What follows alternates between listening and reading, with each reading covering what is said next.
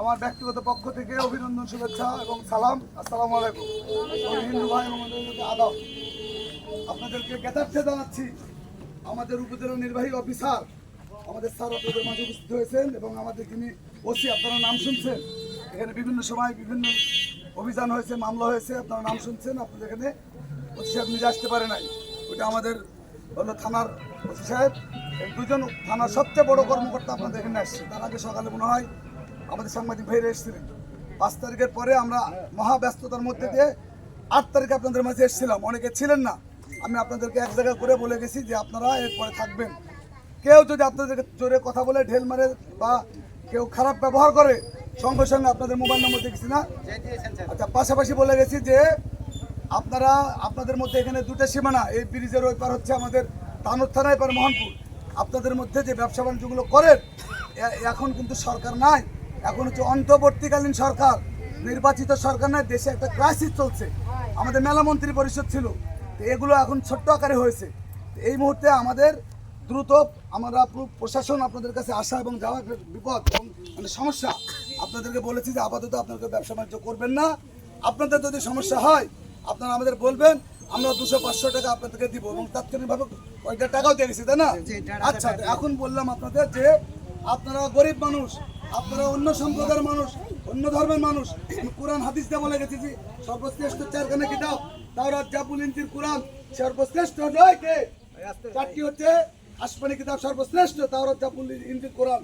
আমরা মুসলমান, আমাদের জন্য হলো আল কোরআন, আপনাদের জন্য অন্যান্য। কিন্তু যার যে ধর্মী হোক, রক্ত আমাদের লাল বলেনি, সুন্দর করে বক্ষুণ ধরে বলে গেছি।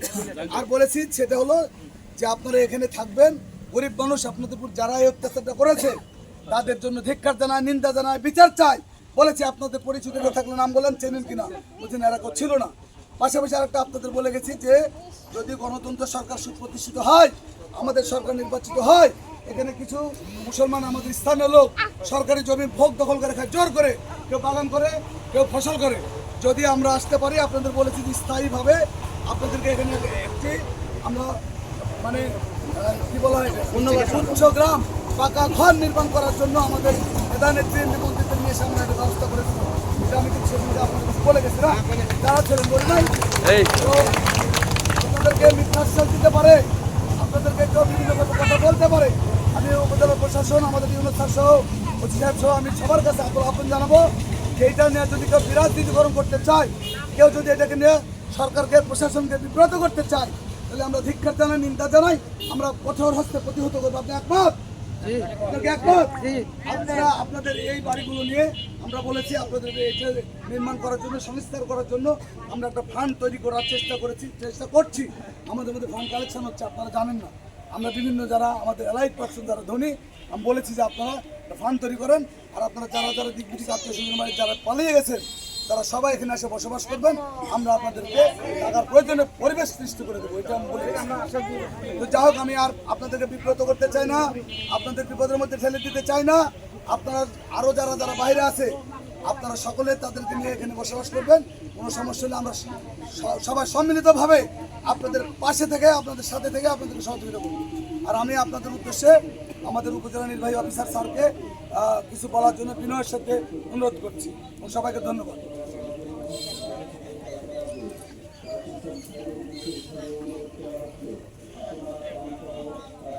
যেটা হয়েছে সেটা আসলে খুবই দুঃখজনক। কেমন, কারণ আমরা একটা স্বাধীন দেশে বাস করি, কারোরই অধিকার নাই যে কেউ একজন ভিন্ন ধর্মের বা হয়তো একটু দুর্বল, যে কারণেই হোক, যে প্রেক্ষিতেই হোক, আরেকজনের বাড়ি ঘরের উপরে এসে এরকম আক্রমণ করা।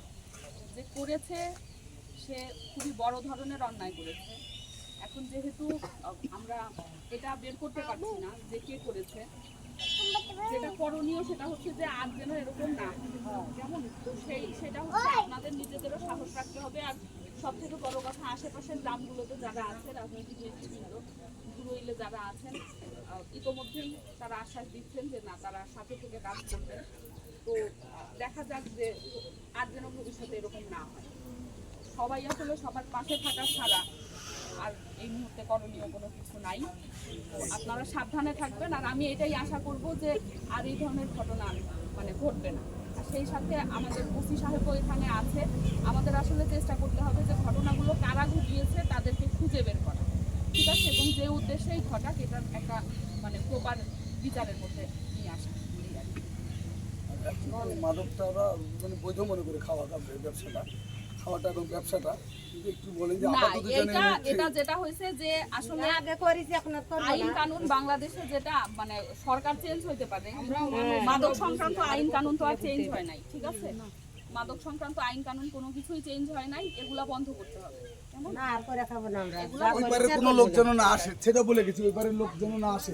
যদি এক ভদ্র মহিলা বললো যে ওই পারের লোক তোমার বাড়িতে রাত্রে কেন আসলো, প্রথমে বললো যে হ্যাঁ আসছিল, রাত্রে কেন এই ভাঙার পুকুরের পরেও তিনি বললেন যে তার সাথে আমার সম্পর্ক আছে দিদি, তাই না? এই সেদিন তাই বললেন না, উনি বললেন যে ওনার সাথে আমার সম্পর্ক আছে। আমি বললাম যে সম্পর্ক থাকবে, এই ক্রাইসিস মুহূর্তের জন্য আপাতত কেউ না আসে। বুঝতে পেরেছি, এখানে একটা না, আচ্ছা, আমি একটু বলি, সেটা হচ্ছে যে ধরেন আমাদেরকে প্রত্যেকেই একটা সামাজিক পরিবেশের মধ্যে থাকতে হয়, ঠিক আছে? এক ধরনের সভ্য সমাজে যে কি বলবো, আইনগত সামাজিক যে নিয়ম কানুন আমাদের সবাইকেই মানতে হয়।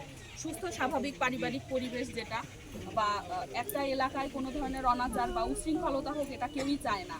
তো সেই জায়গা থেকে আপনাদের মধ্যে যদি এরকম কোনো কিছু মানে কখনো হয়ে থাকে, সেইটাও আর ভবিষ্যতে যেন সেটা না হয়, ঠিক আছে? কারণ সত্যিকার অর্থে যে একটা এলাকায় যদি কোনো ধরনের উশৃঙ্খলতা হয়, দেখা যায় যে সেখান থেকেও অনেক ধরনের সমস্যা দেখা দেয়, সেরকম কোনো কিছু যেন না হয়, ঠিক আছে? আপনারা সবাই সচেতন থাকবেন, কিন্তু যেটাই হোক সেটা যেন এরকম ঘর ভাঙাভাঙি বা কারো বাড়ি জ্বালাও পোড়াও করা এগুলা যেন না হয়, ঠিক আছে? জি, সবাই মানে নিরাপদে থাকবেন। এই তোমরা এই দাদা কই দাদা, আপনারা কয়টা বাড়ি ক্ষতিগ্রস্ত হয়েছে তালিকা করবেন। এটা এই আমাদের দায়িত্বশীল লোক থাকলো, হ্যাঁ এত তালিকা করে আমাকে তালিকা দেবেন, ঠিক আছে? খারাপ কথা বললে অবশ্যই আমাকে জানাতে হবে। আমি নাম্বার নিয়ে রেখেছি, আপনার আপনারা তালিকা করবেন কয়টা বাড়ি ক্ষতিগ্রস্ত হয়েছে, হয়ে সহযোগিতা করুন। তুমি তালিকাটা আমার কাছে পৌঁছে দাও। কোনো বাড়ি বাদ নাই, কটা আছে? কোনোটা কম ভেঙেছে,